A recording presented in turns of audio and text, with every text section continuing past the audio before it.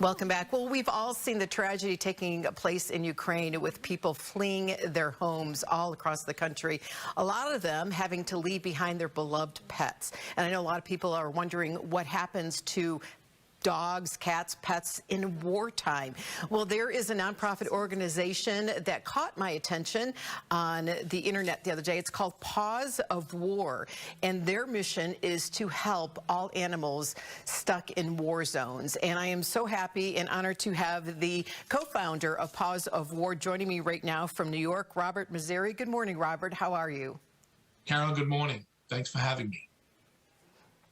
Well, thank you for joining us here in Nebraska. And being an animal lover myself, I wanted to share the story because it caught my attention with the story of Duke. It's a beautiful dog that was befriended by some soldiers that were in Kosovo, and the dog ended up being shot. The people that were in Kosovo during that time asked for help. Tell us what has happened since you made contact with them and the friends of Duke as well. So Duke's story, although turned tragic, it has a great ending. So they started feeding Duke, and he kind of showed up at their base every day. They kind of gave him a little job title because he would just put his foot on his head on your boot, just relax, and they gave him a job of just coping with the day. But he would go off at night. 3 days had gone by. They couldn't find him. He finally came back, dragging his back leg. Someone had shot him from a distance when he left. So they didn't, obviously, they can't bring him to a vet. So we rushed our people to get him to a vet. Fast forward, he needed a lot of surgeries, but now Duke is safe. He will see the soldiers that rescued him. He's here in America now, and it's one of the successful stories that we work on with our soldiers overseas, because these soldiers, they'll be forever, the regret of having to leave these dogs behind is tremendous. So we play our role in getting these dogs back to America. And I love that Duke, he's in foster care right now. He's been here for a couple months in the States. He's doing well. I want to play some video of some of your team members that help you overseas that are in Ukraine right now. And they are really there on the ground with these dogs that are just wandering lost, Robert. And I love that these people are going over there to help these dogs as best as they can. It's brutalizing to see these images. Worse for them being on the ground, going into a country where there are countless dogs, cats running the streets, confused, starving, cold, scared. So we started getting food in so that we could start feeding them. And it's it's a much bigger picture. We also started installing these feeding stations that'll give the dogs and cats water and food as long as we can keep filling them.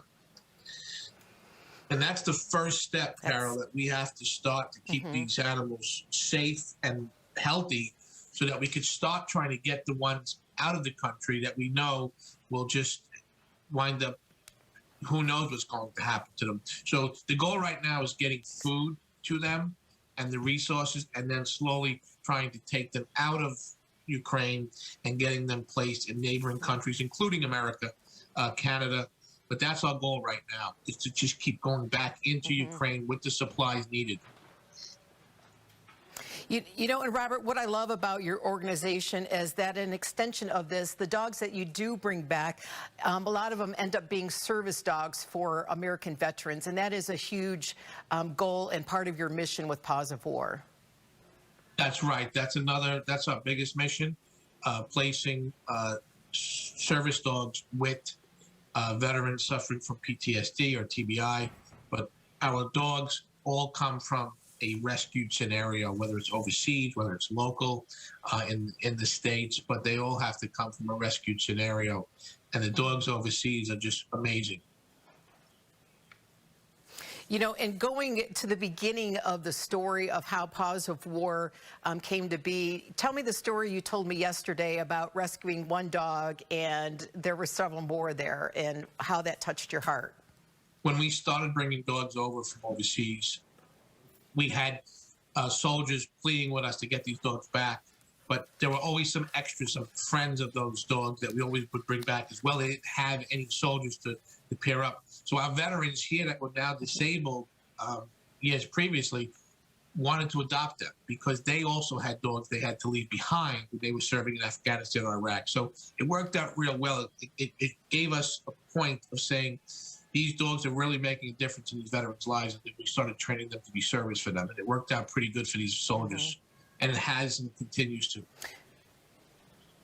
Well, you're doing a lot for our veterans and these soldiers and the animals and everyone on your team for Paws of War. I want to encourage everyone to go to the Facebook page and look at the pictures and the work that your friends are doing and your teammates are doing. How can we help being here in Nebraska with what you're doing for these dogs in Ukraine and the soldiers all across our country? So right now we can't ship anything to Ukraine. Unfortunately, it's just too expensive and too time consuming. Anybody who wants to make a monetary donation, we're going to be sending those, buying the supplies in and around the region, Romania, Poland. So anyone who wants to make a donation towards Ukraine, it's desperately needed right now. And they could go to our website at pawsofwar.org.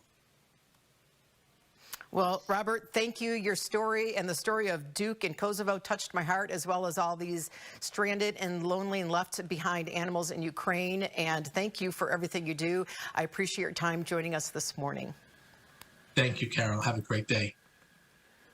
Thank you. You too.